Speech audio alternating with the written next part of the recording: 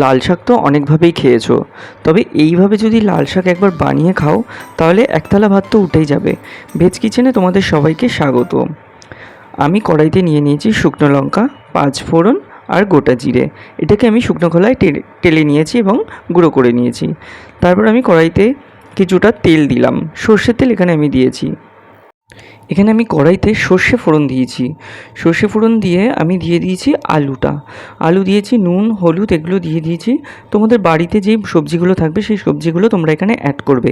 আমি যে ভাজা মশলাটা বানিয়েছি সেটা আমি দেখাতে ভুলে গেছি, তোমরা অতি অবশ্যই সেই ভাজা মশলাটা এখানে অ্যাড করবে, তবেই তোমাদের স্বাদটা আরও টেস্টি হবে।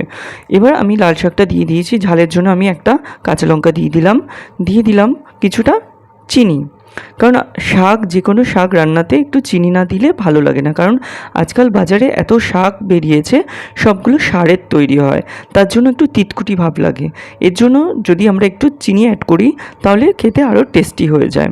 বুঝতেই পারছো, তোমরা যারা ভেজ কিচেনের নতুন এসছো তারা অতি অবশ্যই আমার চ্যানেলটাকে সাবস্ক্রাইব করে বেল আইকনটা অতি অবশ্যই দাবিয়ে দিও, যাতে আমার প্রত্যেকটা রান্না তোমাদের কাছে নোটিফিকেশান আগেই পৌঁছে যায়। দেখতেই পাচ্ছ তোমাদের এক থালা ভাত সত্যিই উঠে যাবে।